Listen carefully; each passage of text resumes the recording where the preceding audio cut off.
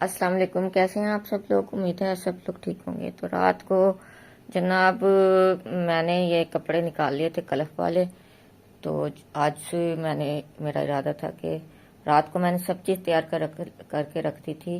देगची में कलफ निकाल के और डाल दिया था। और फिर जनाब फिर मैंने उसको ताकि मुझे सुबह ये सब चीज़ें छोटी छोटी टाइम ना लें, तो वो सब चीज़ करके रख दी थी। और रात को मैंने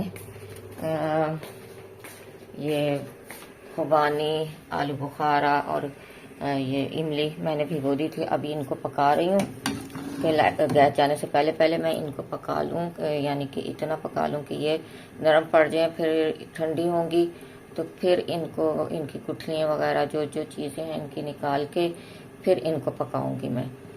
मुझे अपने रमज़ान के लिए बस अब कल का दिन रह गया है। रमज़ान के लिए मुझे ये सब चीज़ तैयार करके पहले से रखनी है, क्योंकि हमारे यहाँ ये बहुत इस्तेमाल होती है। और ये मैंने रात ही भिगो दिए थे चने, तकरीबन 1 किलो मैंने भिगो के रख दिए थे। और इनको अब सुबह मैंने उबाल लिया नमक डाल के कुकर में, ताकि जब 1 हफ्ते के 10 दिन का मैंने उबाल के रख लिए ये, ताकि जब रमज़ान में मुझे ज़रूरत हो रोज़ अफ्तारी के टाइम बस निकालें और इस्तेमाल कर लें। इसमें कलफ मैंने तैयार कर लिया है, वह ये अभी मैं पका के फारिग होके गई हूँ। और ये जो है हमारा है रमा, ये अब उबल रहे हैं। इनको भी धो के मैंने रात को रख दिया था, तो भिगो के रख दिए थे। फिर अब मैंने इनको उबाल रही हूँ। ये भी मैं उबाल के रख लूँगी। ये मैंने सिर्फ आधा किलो उबाले हैं, क्योंकि रवा थोड़े कम डलती हैं, चने ज़्यादा डलते हैं, चने की चाट भी बनती है। तो ये चीज़ें मैंने उबाल के रख ली हैं। अब मुझे रमज़ान में कम से कम 10 दिन तक इस चीज़ की फिक्र नहीं होगी। फिर 10 दिन के बाद जब ख़त्म हो जाएंगे, जितने दिन भी चलेंगे, फिर मुझे दोबारा उबालने पड़ेंगे। बस एक दफ़ा उबालने काफ़ी दिन तक सुकून से निकल जाते हैं। तो फ्रीज़ नहीं करूँगी। फ्रीज़ में बहुत ज़्यादा सामान रखा हुआ है फ्रीज़ वाले हिस्से में, और जगह नहीं है इसकी करने की, फ्रीज़ करने की। तो इसलिए ये मैं बर्फ़ को जहाँ बोतलें पानी ठंडी करने के लिए रखते हैं डीप फ्रीज़र में, मैं उस हिस्से में रखूँगी। और ये भी इमली भी बना के मैं एक बड़े बर्तन में रख लूँगी। बाकी मैं लेके आई हुई हूँ इस तरह की बोतलें जो होती हैं, कहाँ गई इस तरह की बोतल्स में काफ़ी सारी ला के रख ली हैं। ये फिर मैं मुख्तलिफ जो सॉस बनानी है वो सब, बारबेक्यू सॉस भी बना के तैयार करके रखनी है और सॉस भी तैयार करके रखनी है, तो वो सब इनमें भर के रख लेंगे। और बाकी जो फालतू हैं वो फ्रिज में या डीप फ्रीज़र में रख दूंगी, ताकि जब ख़त्म हो जाए इसमें तो इसमें दोबारा हम डाल दें। इसका ये होगा कि इसी तरह से उठाई और दस्तरखान पे रखी और इस्तेमाल कर ली, गिरने का भी इसका डर नहीं होता। तो ये सब चीज़ें तैयारियां चल रही हैं रमज़ान की, और इतनी खुशी खुशी हो रही है, इतना मज़ा आता है रमज़ान में, इतना बारौनक हमारा ये है पूरा महीने, बाबरकत और बारौनक महीना है। और तो बहुत हमारे यहाँ तो घर में बहुत खुशी होती है रमज़ान की माशाल्लाह से। सिर्फ हमारी छोटी जो है जाहिरा, वो तो बहुत छोटी है, 2.5 साल की हुई है अभी, तो वो तो रोज़े नहीं रखती, एक सिर्फ वही है। बाकी माशाल्लाह से सब रोज़े रखते हैं। तो बहुत मज़ा आता है रमज़ान में, यकीनन आप लोगों को भी बहुत मज़ा आता होगा। तो चलें मिलते हैं फिर अगले सेगमेंट में। अस्सलाम वालेकुम, कैसे हैं आप सब लोग? उम्मीद है सब लोग ठीक होंगे। तो जनाब आज हम लेके आए हैं आपके लिए पकौड़ों का मिसाला, जो कि आप पहले से तैयार करके रख लें। ये हमारा है 3 किलो बेसन के हिसाब का मटेरियल, और जो है हम तैयार करके रख लेंगे ताकि हमें रमज़ान में मसला ना हो। अक्सर ऐसा होता है कि पकोड़े जब बनाते हैं फौरी तौर पे जब मिक्स करते हैं तो कभी ज्यादा हो जाता है नमक, कभी कम हो जाता है, कभी मिर्चें ज्यादा हो जाती हैं, कुछ ना कुछ मसला रहता है। तो अब हम ये तैयार करके जब रख लेंगे, और फिर आज मैं ये तैयार कर रही हूँ, और ये आपको रेसिपी जो है कल सुबह कल मिलेगी आपको, क्योंकि आज ये रात है और मैं इस वक्त ये काम कर रही हूँ। कल फिर मैं इसको बना के भी देखूंगी, एक दफा मिसाले को बेसन में डाल के इसके पकोड़े तैयार करूंगी। जिस चीज की कमी लगेगी कल फिर मैं इसमें वो चीज शामिल कर दूंगी। तो इससे ये फायदा होगा कि जब हम उस वक्त रोजे के साथ बनाने लगेंगे तो हमारी जो नमक मिर्च है हम बेसन का हिसाब कर लेंगे कि कितना हमने डेली हमारा बेसन है वो लेना है और इसमें कितने हमने चम्मच डालने हैं। फिर चम्मच आप अपने हिसाब से रख लीजिएगा कि कौन से घर का रखना है नाप, उतने चम्मच आप डाल लें। नमक जो है, मिर्चें हैं, वो आप अपनी मर्जी से भी इसमें शामिल कर सकते हैं। तो चलते हैं अपनी रेसिपी की तरफ। तो ये है हमारा भुना, ये कुटा हुआ मैंने साफ कर लिया था और इसको एक साबुत होता है जो बिल्कुल, उसको थोड़ा सा कूट लिया। तो ये अब एक के दो हो गए हैं, देखें, साफ करके मैंने इसको रख लिया था। ये हम डालेंगे 4 पल्ली। ये जो पल्ली है हमारी, ये दूध की पल्ली है और बड़े साइज की नहीं है, ये बड़े साइज से छोटी पल्ली है। तो आप अपने हिसाब का कौन सा आप रखना चाहते हैं साइज, आप उस हिसाब से साइज इसका रख लें। ये 2,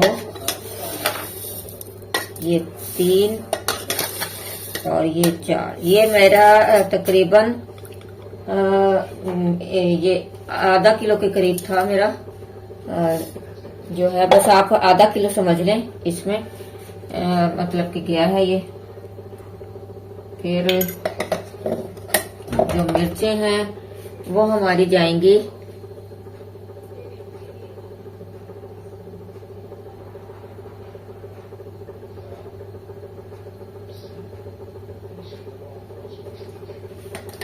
आप अपने जायके के हिसाब से कर लें। मैं अपने हिसाब से इसमें डाल रही हूँ। बिस्मिल्लाहिर्रहमानिर्रहीम। इस दफा हमारा जरा मटेरियल थोड़ा ज्यादा लगेगा क्योंकि मेहमान भी हैं। ये मैं 2.5 पल्ली डाल रही हूँ मिर्चों की, और नमक थोड़ा सा मैं एहतियात से डालूंगी क्योंकि नमक मैं चेक करने के बाद फिर मैं इसमें डालूंगी। ये मैं सिर्फ अभी 1 पल्ली मैंने इसमें डाली है। और ये अजवाइन है हमारी,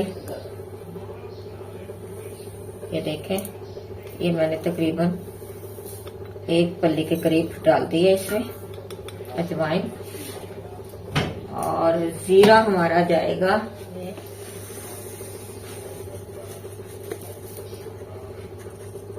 ये देखें, 1 पल्ली जीरा जाएगा।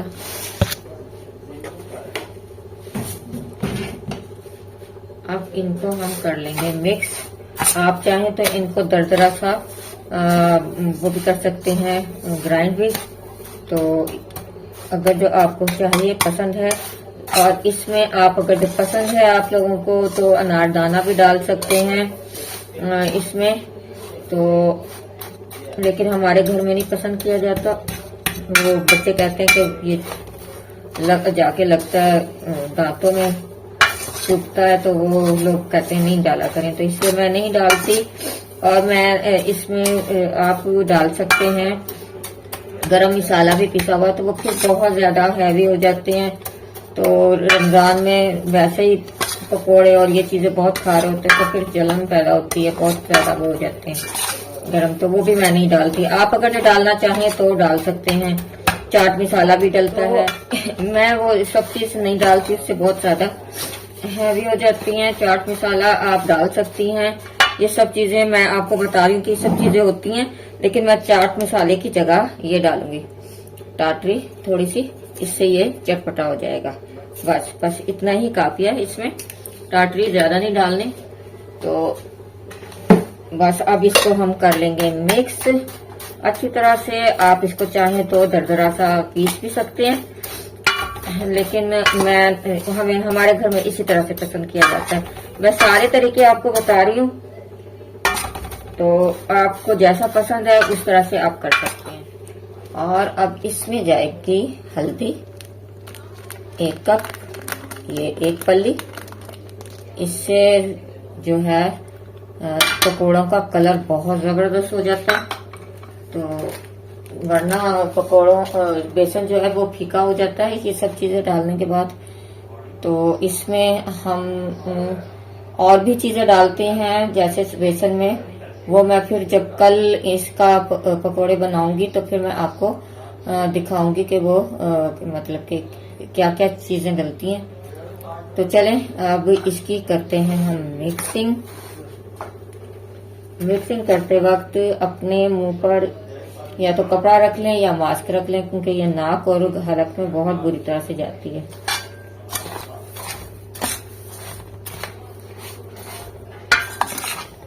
ये चीज तो हो गई हमारी तैयार। तो अब इनको मैं अच्छी तरह से मिक्स करके एक बर्तन में, बड़े बर्तन में बना के तैयार करके रख दूंगी। अब मेरी टेंशन खत्म होगी। अब मैं कल चेक करने के बाद कि इसमें किसी चीज की कमी तो नहीं है, अगर जो कमी है तो फिर मैं वो ऐड कर दूंगी और फिर उसके बाद बेफिक्र होके मैं मतलब कि रमजान में बेफिक्र होके इस्तेमाल करेंगे। तो चलें मुझे इजाजत दें, कल फिर किसी अच्छी सी रेसिपी और अच्छे से मौजू के साथ हाजिर होंगे। उम्मीद है आपको पसंद आई होगी मेरी ये रेसिपी। तो इजाजत दें अपनी भाभी को और अपनी आपा को। अल्लाह हाफिज।